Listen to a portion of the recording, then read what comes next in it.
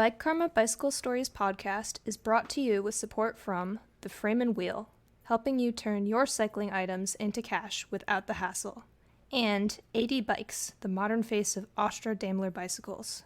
Become bike, become AD Bikes. Episode 59. Hello and welcome to the Bike Karma Bicycle and Cycling Stories podcast. I'm your host, Tom Brown. The mission of the show is to bring bicycle-loving people from all over the world together to share stories and make connections. It doesn't matter if you like wrenching or riding, whether you'd rather race or collect. And it doesn't matter if you're an expert or a newbie. If you've ever smiled about a bicycle, then you're in the right place. In this episode, I turned down very uncharacteristically the opportunity to follow a man who talks like Dracula back to buy a bicycle. We also hear from Charlie Kelly, who was there at the birth of modern mountain biking. He talks about riding those repacked clunkers down Mount Tam and not going riding with Jerry Garcia. And finally, we talk about seeing some spooky things while you're out cycling. Well, maybe not seeing them, but at least looking for them. You have a lot of podcasts to choose from, and I really appreciate you coming along for the ride on mine. Let's roll out.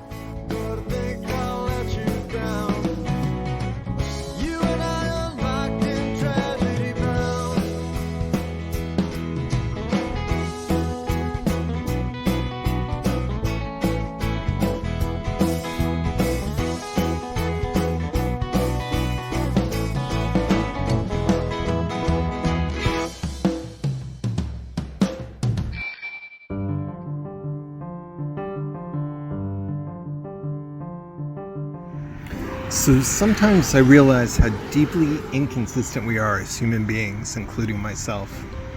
Maybe that's part of the problem with the planet. But about 5 minutes ago, I was just sitting next to a pond, taking a little break, doing that little 5 minutes, take a picture of my bike, take a deep breath, moment of zen type of thing. A guy rolls up to me in an old Volvo and goes, "That bike." I'm like, "What?" He goes, "That bike. You know somebody who like to buy a bike like that?" And I go, no. And then he goes, "What? How do I sell?" And I go, "Well, maybe put it out in front of your house with a sign on it." And then he drove off, and I said, "Have a good day." And I wished him well. I mean, anybody that knows me at all knows that I should be totally into that. Follow a guy who has a accent like Dracula back to his house to check out a bike. Some mysterious bike that he claims to have. But,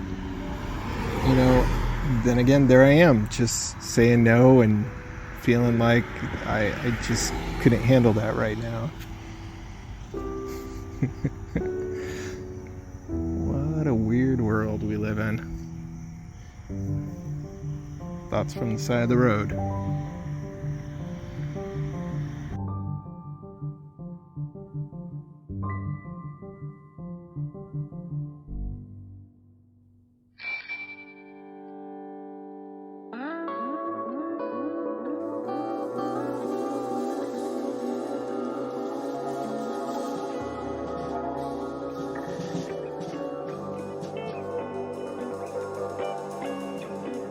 So what's crazy doing this podcast is when you reach a certain plateau and you have somebody who's really interesting reach out to you. That's amazing to me that I've been doing that long enough for that to happen. So Charlie Kelly, who's one of the pioneers of modern mountain biking, he was there with Joe Breeze and Tom Ritchie and Gary Fisher. He reached out to me, and not only that, he's as smooth at giving an interview as he is with riding. The amount of editing that I had to do on the backside of this was probably the least of any interview I've ever had, including my own parts.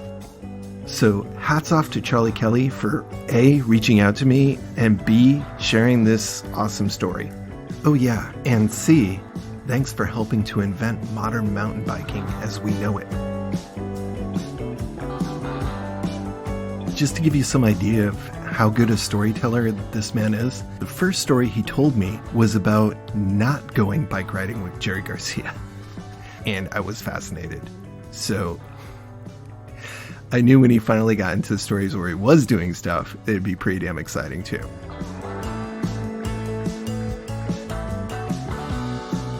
All right. Well, my name is Charlie Kelly, and I claim to have had the greatest bicycle adventure of the 20th century, which may or may not be true, but I will argue my side with anyone, because in 1979, my best friend Gary Fisher and I rented a garage to build bikes in, and, well, I like to tell people that if I'd seen what was coming, I probably wouldn't have lost so much money.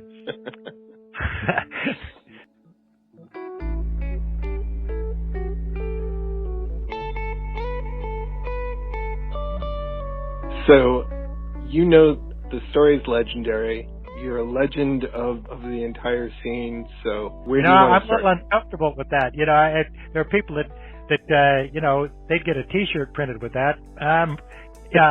Let me just say, and while it's intellectually, I can observe that, events I took part in led to this and this and this, and look, it changed the world. On an emotional level, it's really hard to wrap yourself around having that kind of influence on the world. Do you understand what I'm saying here? It's like, intellectually, you can acknowledge it. Emotionally, it's like, man, I can't deal with that, which may be one of the reasons why my name is so obscure. But I don't have publicity people out making my name a household word. Anyway, here's a story I'm going to tell you. I'm going to tell you the story about how I met Gary Fisher, because it's covered a lot of ground.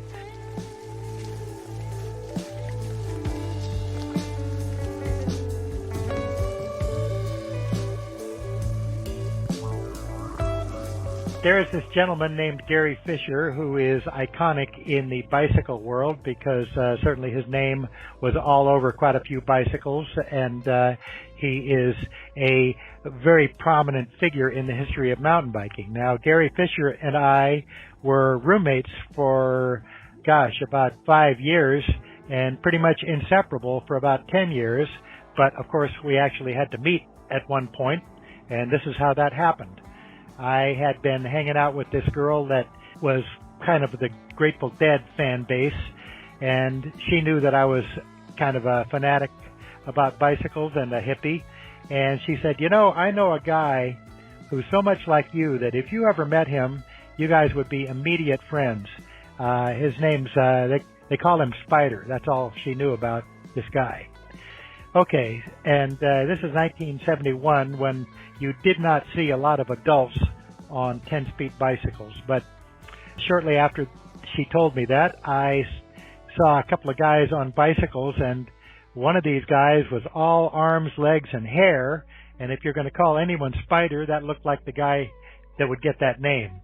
So I rode up to them, and I said, hey, are you Spider? This girl told me, if you are, this girl told me I should meet you. And he said, well, there are people that call me Spidey, because there's another guy that they call Spider, and can't be two guys with the same name. But really, my name's Gary, and most people call me that, Gary Fisher, actually. And he introduced his companion, who was a little guy with long hair and a beard. He said, this guy, my friend's name is Marmaduke. Well, his real name's John Dawson, but everybody calls him Marmaduke, and he plays in a band with Jerry Garcia. The band is called the New Riders of the Purple Sage. So then I said, well, guys, where are you riding to? I mean, I'm on a bike, you're on bikes, let's go for a ride. And Marmaduke says, well, actually we're going down to the Grateful Dead office to look at cover art for the album that I just recorded with Jerry Garcia. And after that, we could go for a ride, so why don't you just come along with us, and after we take care of business, we'll go for a ride. So about somewhere between 5 and 10 minutes later, because it wasn't very far, I was at the top floor of the Grateful Dead office in San Rafael, California, and I was there with Gary Fisher and Marmaduke, and the bass player from the New Riders wandered in. His name is Dave Torbert. And we're looking at all these photographs and drawings and various, images on a big table. And Marmaduke's asking me and Gary, well, what do you think of this picture? What do you think of that picture? And I'm thinking, why do you care what I think? It's your album and you just met me, but really, and then he puts on the record and I go, wow, that's really a good record, because it hadn't been released at that point. But they're asking our opinions about, various images, and one that Gary really liked and talked about a lot became the front cover of that album. Now, Gary didn't make the decision. Marmaduke made the decision, but he's there asking guys that one guy that he barely knows and one guy that he does know, what they think. And I don't know how much our votes counted. All I can tell you is that the images that we liked were on the album. So after we listened to his record and looked at some artwork, then he said, okay, now we go for a bike ride. So we were on the third floor, so I had to go down to the first floor, collect our bikes, and we're on our way out. And here comes Jerry Garcia. And he spots John Dawson, and he says, well, John, what's up? And Marmaduke says, well, hey, Jerry, we just picked out the cover art for the album, so now we're going on a 20-mile bike ride. And I remember what Garcia said. He said, you know, you're definitely not going to run into me on that bike ride.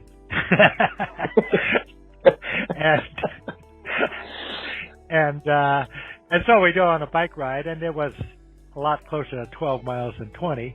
But the first thing that happened is that, you know what happens when bike riders meet each other for the first time? You got to find out what the other guy has. And within about 4 or 5 miles, Gary Fisher and I are pushing each other, and Marmaduke is long behind us. And turned out that Gary Fisher had raced bicycles, and I, at that time, knew almost nothing about bicycles except that I had one. And the woman was right. Gary Fisher and I became really good friends, became roommates, became business partners, and to some extent managed to change the world just a little bit together.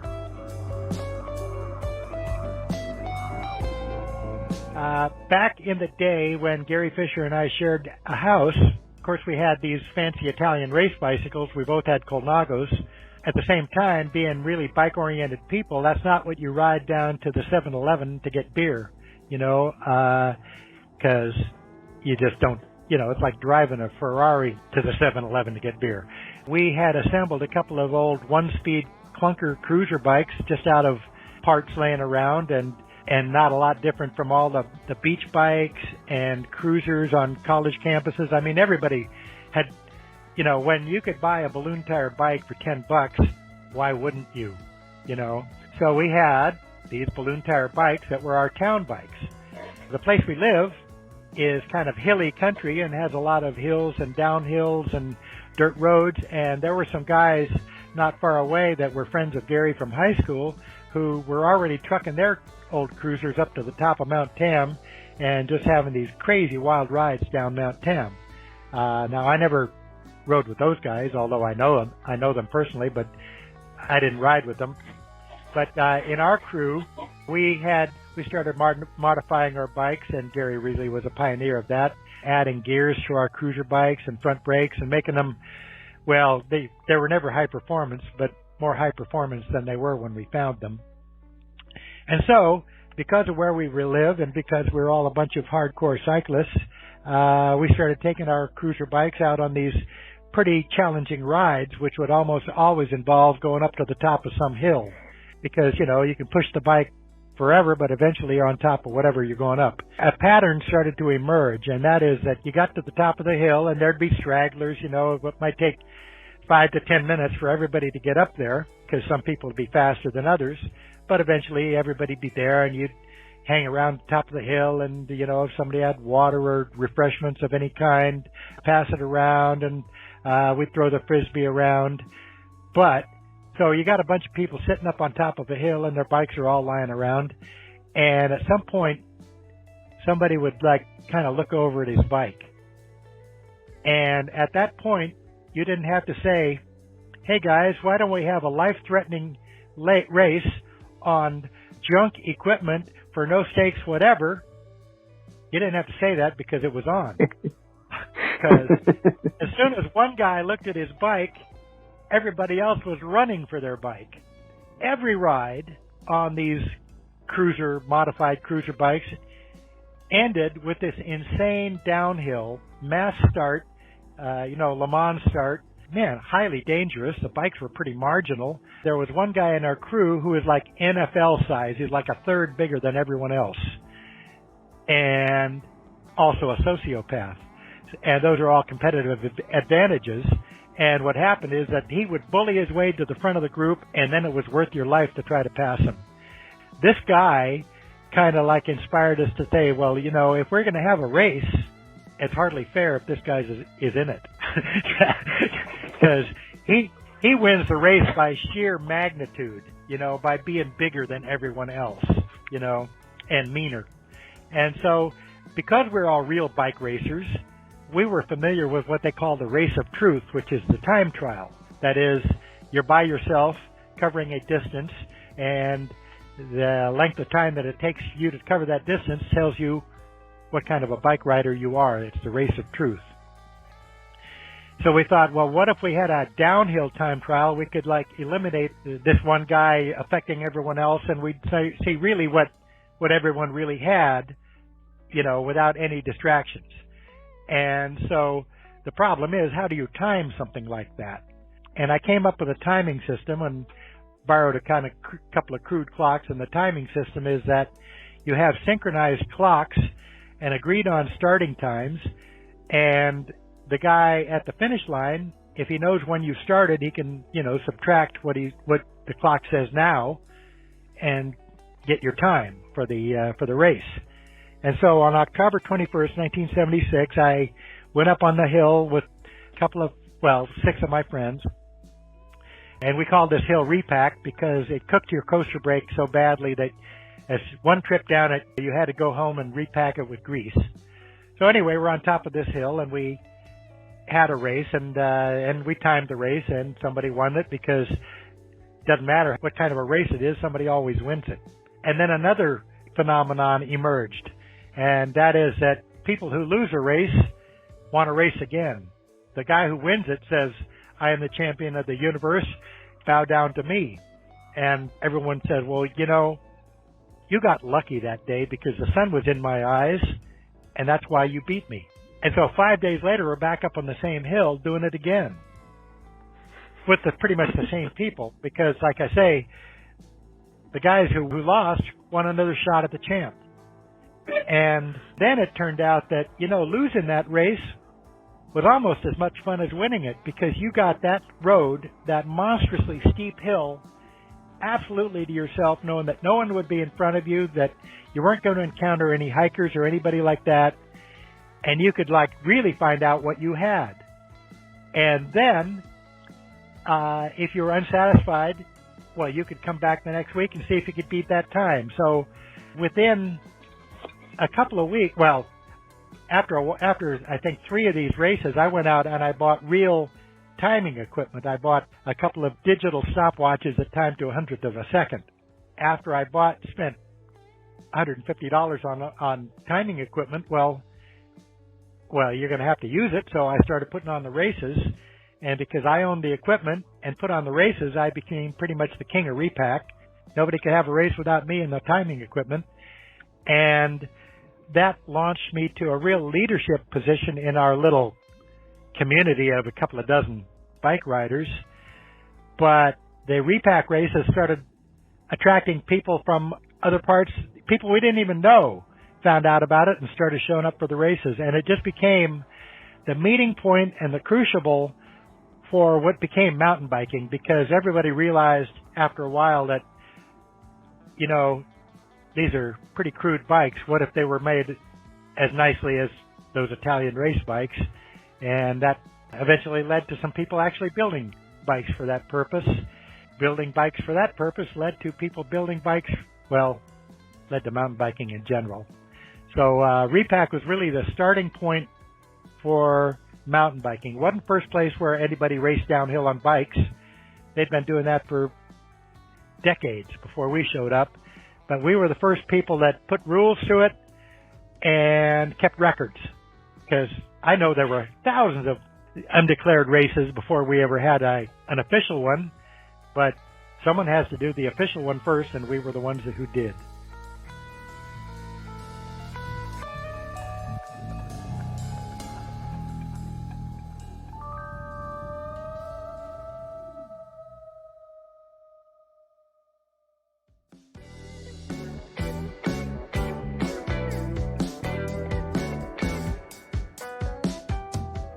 How long was repack? Yeah, repack is 1.8 miles long. The average grade is 14%.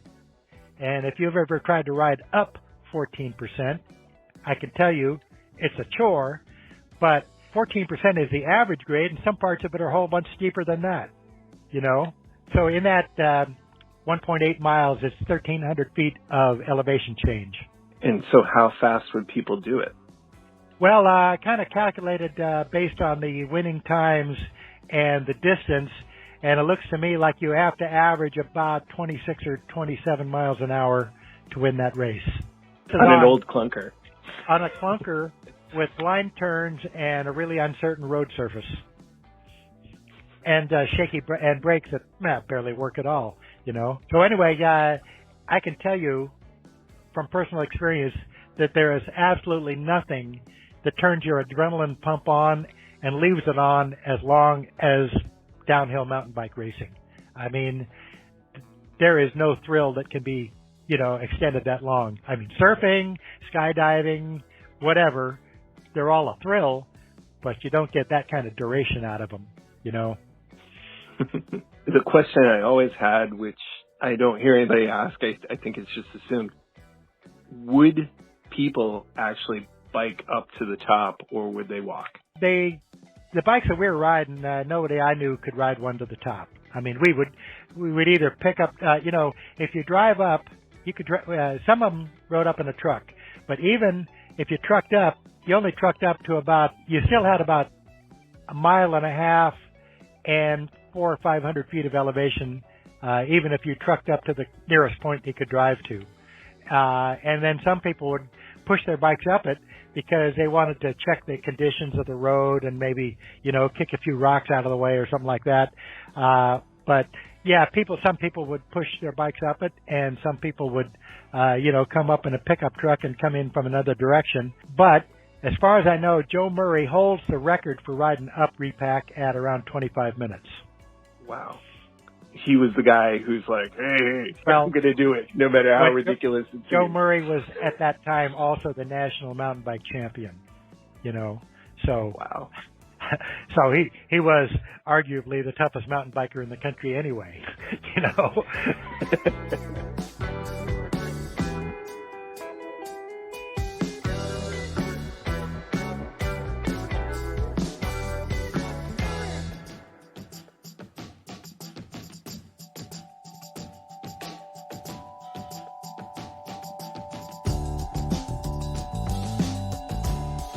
If people want to find out more, where would they go to? They would go to my website, which is fattireflier.com. The book is called Fat Tire Flier, and all you have to do is Google that, and the Amazon page will be the very top response.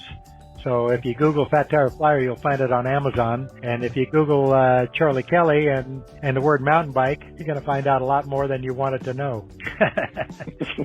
Right. Well, thank you so much for sharing a story on the show. You know where to find me if you want more. It was a pleasure. Thank you very much. Hey, pleasure and an honor on my end also. So thank you very much. Okay, take care. See you.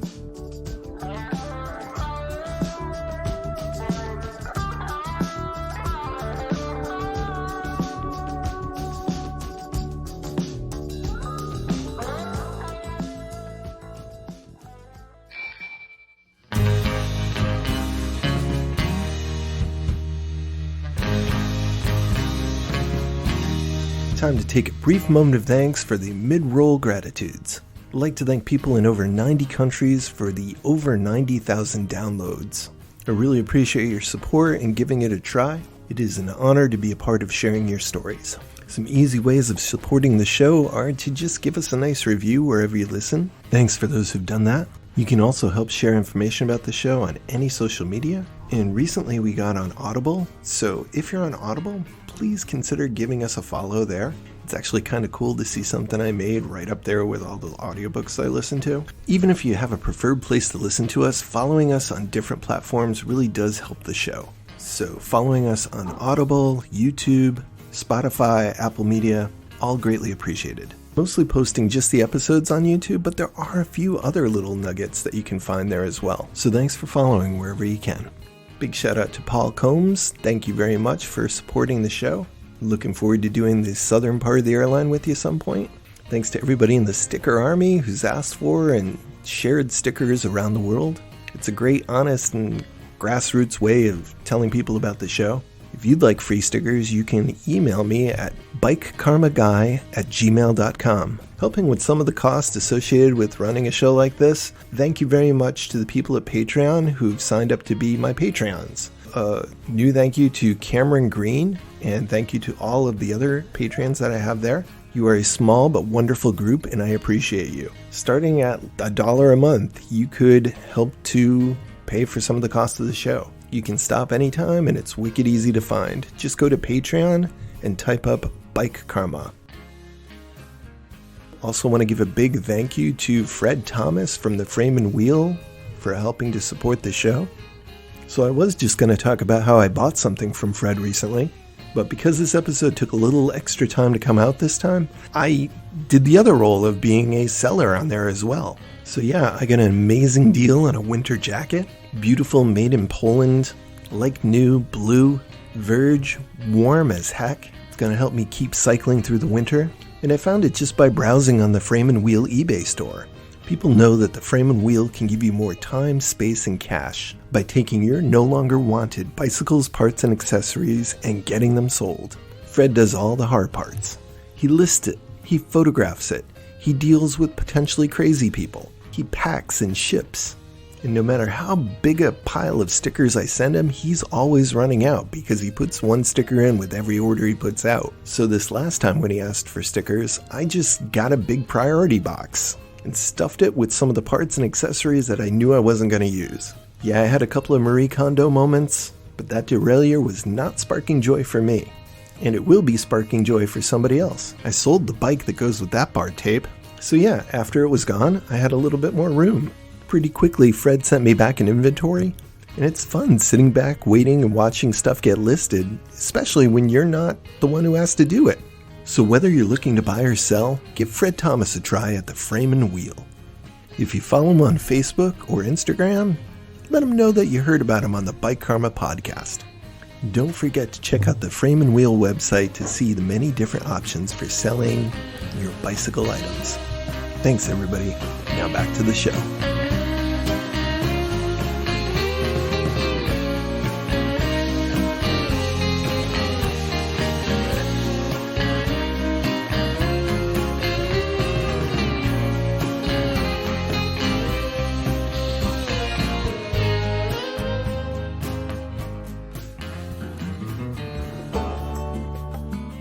Hey, this is John Diamond in Cernak Lake at Human Power Planet Earth Bicycle Shop, and I just wanted to remind you to do your ABC Quick Check. So A is for air. Let's make sure that your tires are inflated properly for the type of riding you're going to do. While you're at it, check the condition of your tires. Make sure there's no cracks. B is going to be for brakes. Test your brakes before you take off on your bike. Make sure your pads are aligned. On caliper brakes, make sure the pads are hitting the rim and not hitting the tire where it can actually cause a blowout. Pull your levers in. Make sure that the brakes engage before the levers hit the bar. If not, you need to adjust them. And C is for chain line. Take a look at your drivetrain. Make sure the chain is under tension. Take a quick look. Make sure there's no links ready to break. Your drivetrain should be lubricated. Make sure your bike is shifting correctly. Maybe run it through the gears before you take off into traffic.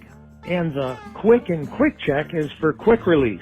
Most bikes had quick release, but remember, you might have a bolted on wheel, you might have a through axle. No matter how your wheel is held on, let's make sure those wheels are going to stay on your bike when you ride. Just double check and make sure everything's tight, your wheels are aligned, and everything's running great. And lastly, take your bike and bounce it. Just bounce it on the ground lightly. You're going to hear if anything's loose or rattling around. I like to stand in front of the bike. I just cinch the front wheel in my legs. I grab the handlebars and I'll twist them side to side. I push my brake levers. I'll grab the seat and try and give it a twist. And I put lateral motion on them. Let's see if the bearings are loose. I'll just quickly do the same to my cranks. And I'll put the front brake on and push the bike back and forth. You should not feel your fork rattling. The headset should be tight. It takes about as long to do as I just described it, and now you know that everything on your bike is tight and ready to go.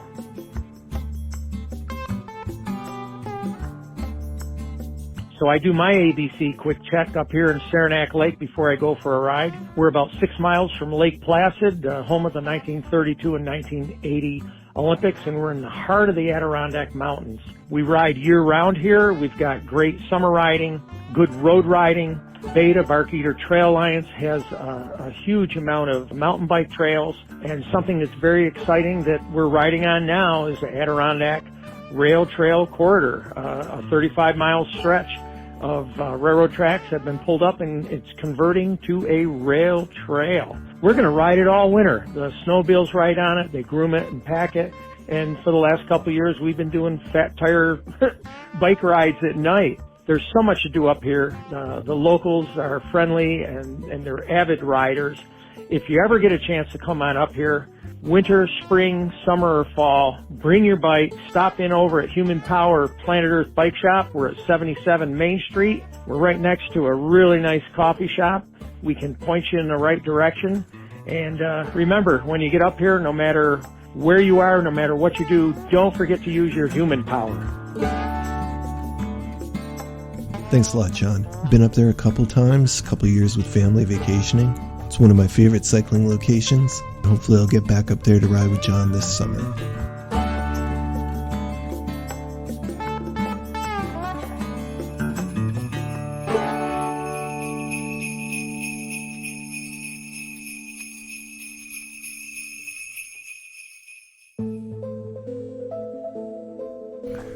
When I'm out riding around, I slowly start to become more me. As I pedal, the things that aren't me start to gradually just drop away. The anger I feel from a social media post is gone. The despair from watching how people treat other people just starts to evaporate. And I gradually find my way back to my core. And for me, a lot of my core is constructed on hundreds of Scooby-Doo episodes.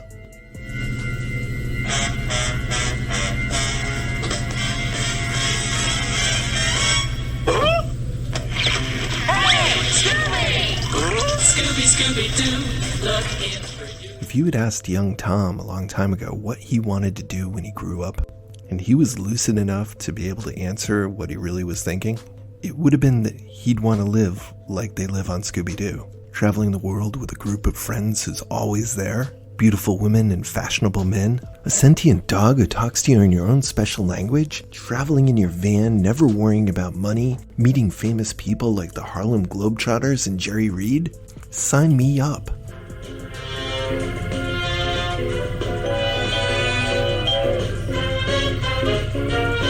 And to top it off, the thing that you focus on when you go from place to place is studying myths and legends and looking for ghosts and ancient creatures, Bigfoot and the Loch Ness Monster.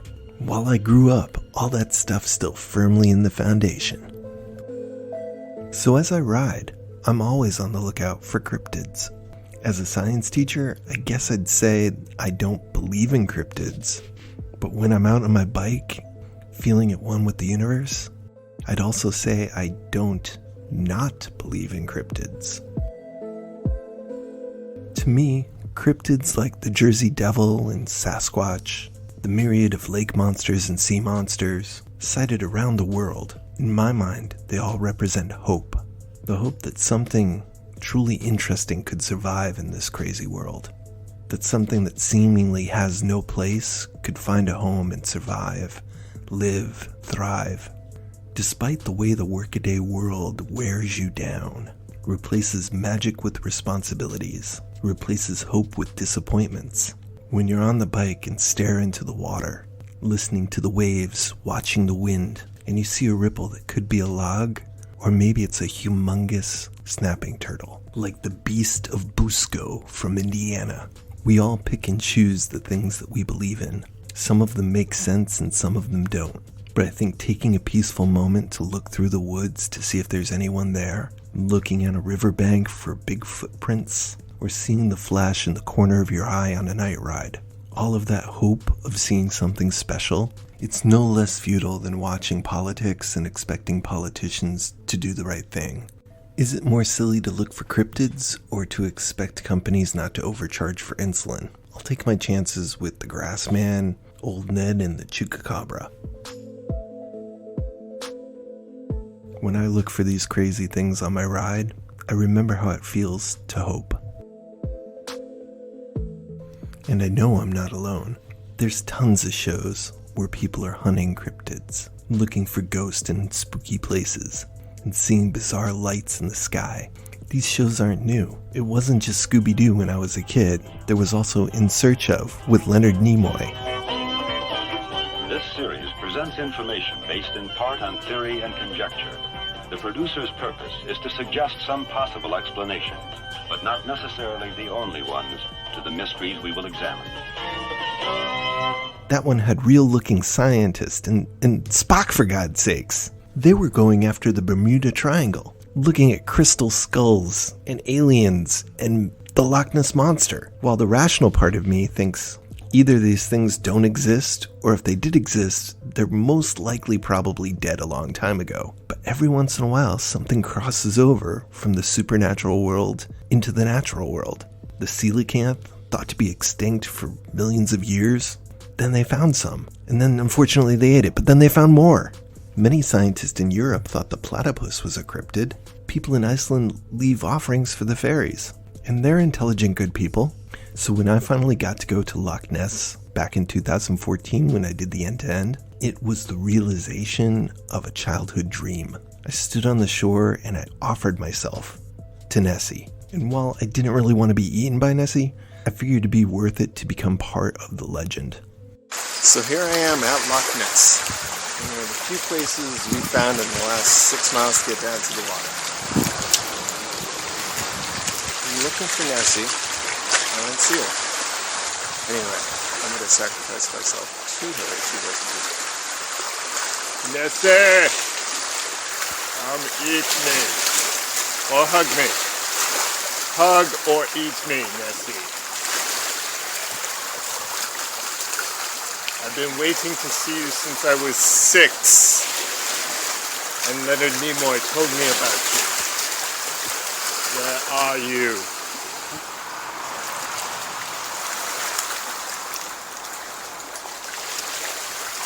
Nessie! Obviously that didn't work out with Nessie, but it was still a hell of a ride. And I never gave up on lake monsters. My daughter started going to the University of Vermont, which is right on the shores of beautiful Lake Champlain in Burlington, Vermont. While Nessie hasn't been credibly seen or photographed for years, and also had the other strike of a deathbed confession not too long ago that said one of the most famous photographs of Nessie was fake. Unlike that, Champ, and the best photograph of Champ, has been scrutinized more than any other cryptid photograph, apparently, and it has not been able to be debunked. In all likelihood, I'd have a greater chance of seeing Champ than the Loch Ness Monster. Sorry, Nessie. So when we go up to visit my daughter and family up there, hi Chris and Ann, Alden and Rosie, every time we go up for a visit, I would ride around the lake and just kind of keep an eye there. One day, I just decided to start asking people had they ever seen Champ while they were cycling around the lake. Good morning. Could I ask you guys just one quick question for my podcast? What's going on? Yeah, have you guys ever seen Champ while cycling around the lake? I think so. No. I think I haven't. For real? No. Okay. Just the Just at the Lake Monsters games. Because I've been to Loch Ness, and now I'm here, and supposedly you're more likely to see Champ than you are to see Nessie. Well, it's a pretty long I did not lake. see It's Nessie. like a 180-mile long lake with over 400 feet of depth. So, I mean, there's people that have claimed to seeing something over the years. Do you believe in Champ? There was a picture taken back in the 70s by somebody on the shore that was sent into a crime lab, and they analyzed it and said that whatever was on the picture was real. Yeah, so we'll see. All right. Maybe they'll find something. Cool. Thank you very much. Have a good day. Can I ask you a very quick question for my podcast? Sure. Oh boy. So, have you ever seen Champ while cycling around the lake? No. You saw him? No, I do a podcast and I'm asking if anybody's seen Champ while cycling around the lake. No, my husband keeps talking about seeing him now. No, he's taking it All right. Supposedly you're more likely to see Champ than you are to see Nessie. If you go with the odds. If you guys would like a free sticker for my show. Yes. My husband the whole way, have you guys heard Chuck the whole way around going, are we going to see Champ? Yeah. Oh, did he? Yeah. So, thank you. So 4 people, no Champ sightings. There's 2 No, more. Okay. but there's 2 more coming. All right. Well, thank you very much. Yeah. I appreciate it. And these folks said that you two were the ones to talk to. Have either of you seen Champ while cycling around the lake? He's seen him twice. Not really. No. Okay. Any other cryptids? I heard talk of Bigfoot. You might have seen Bigfoot while cycling. I'm a Bigfoot fan. Have you seen Bigfoot while cycling? Read the book Devolution, and you'll believe me. Okay. Devolution. No, on the way up, I said we came through Whitehall, which is a hotbed for Bigfoot, but just I've seen that on Discovery, just goofing around. But No Champ sightings. nope. Okay. All right. Thank you very much. Devolution Radio. Okay. Cool. Good morning. Can I ask you a very quick question for my podcast? Sure. Have you ever seen Champ while cycling around the lake? No. No, this is our first No. time cycling around the lake. Okay. So none yet. None Okay. yet. Thank you very much. We'll let you know if you're here on our way back. Okay. Thank you. You can jump out at us. Good morning. Can I ask you a quick question for my podcast? Have you ever seen Champ while cycling around the lake? I have not. Okay. Do you know anybody who has? No. Okay. Thank you very much. Sure. The cool thing is that everybody knows who Champ is. It's not like nobody's going, who's Champ? Everybody knows who Champ is. Good morning. Can I ask you a really quick question? All right. Good morning. Can I ask you a very quick question for my podcast? Have you ever seen Champ while cycling around the lake? Have not. Do you know anybody who has? Do not. Lived here my whole life, but no. Okay, thank you. Good morning. Could I ask you one really quick question for my podcast? Go ahead. Have you ever seen Champ while cycling around the lake? No.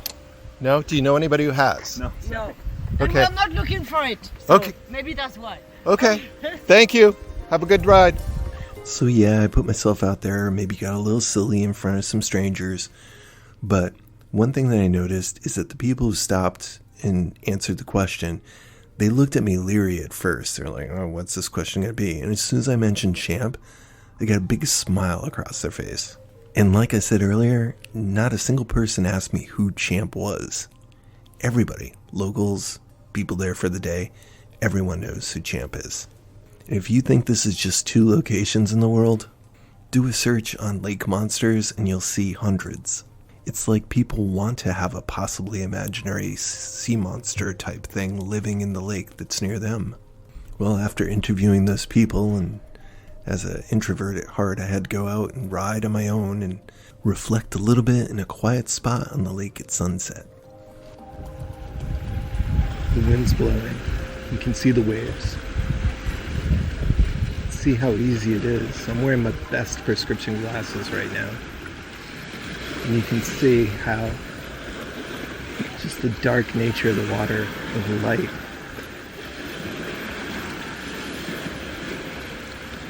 makes waves look a little weird sometimes. Really erratic patterns as well. Not huge, but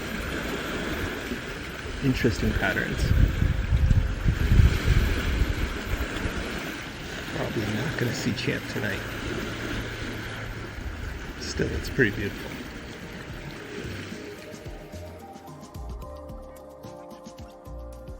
A couple weeks later, Liz and I went for a bike ride. It was her first time on a bike in like 12 years, and she knew I was working on this story, so she let me ask her some questions about lake monsters.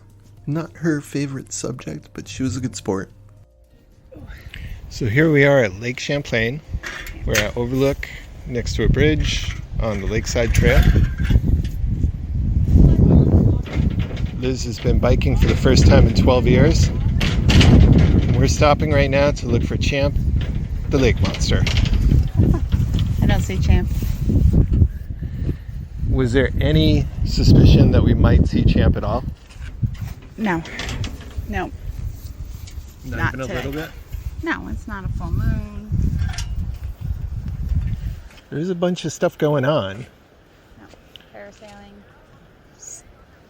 Tons of stuff in the water. Huge things. Mostly wood. Some boats. Giant trees washed up.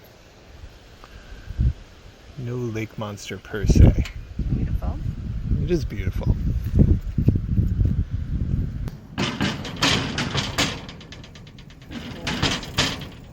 Sure, that sounds like the bridge is going to fall apart, but it's really quite sturdy.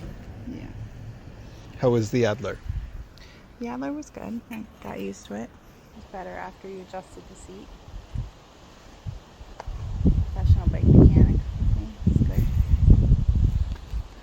Bitter. Why did you decide you wanted to go for the first time in so very long? Well, it's beautiful here, and I can ride a bike, and I wanted to not miss out. That's why you learn how to do things, so you can do them your whole life and not miss out on stuff. Yeah. That's good. Everybody says, oh, you're going to Burlington? You should go up on the river, walk in the lake, ride, causeway, blah, blah. And I'm like, I don't ride a bike. I can't walk that. You know, who wants to walk that far? And look at this. It's beautiful. You can't see this from anywhere else. Nope. This particular view. Stunning. So. It's a huge lake. Yeah. So I'm happy I'm here. It's nice. And I guess that's the point. Just getting out there and seeing something beautiful, wherever your mind goes when it's relaxed. And if that happens to be wondering if that was a lake monster you just saw, or if that weird growling noise from the side of the trail is a Bigfoot, I guess there's no harm done. I mean, the worst thing that might happen if you really do see something is you might pedal a little bit faster on the way back.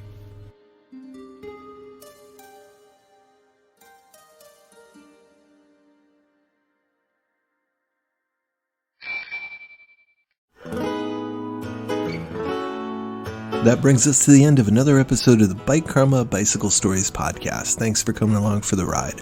As always, want to thank Keller Glass and the band Mobjack for our opening and closing theme music. You can check them out at mobjackmusic.com or check out some of his newer work at Keller Glass. All the other segment music was royalty free, and I appreciate those artists as well.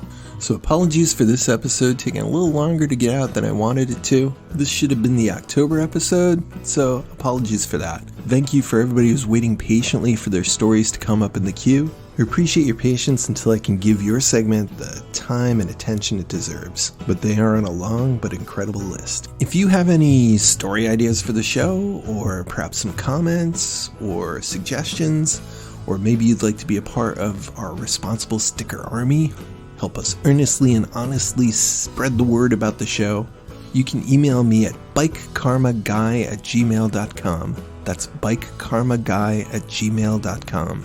With the exception of the music and the very short snippets from Scooby-Doo and In Search Of, the rest of the Bike Karma podcast is the intellectual property of Tom Brown. All rights, including copyrights and trademarks, are asserted and reserved. Well, daylight savings time, which is also called mess up your mind time, has just started. Really, evening looks like midnight, and every day after work is a race against time to try and get some sunshine on your face before the sun goes down. But yeah, all of us in the Northern Hemisphere are in the same boat. You lucky folks in the Southern Hemisphere are looking forward to your summer season coming, but as we know from a couple episodes ago, you guys also got the magpies chasing you, so I guess it all balances out. No matter where you are in the world, whether you're heading into summer or winter, I hope you're doing okay, and you'll be doing okay for the season ahead. If there's anything I forgot to mention in this episode, I am apologizing in advance. But I guess being human is part of keeping it real. Take care.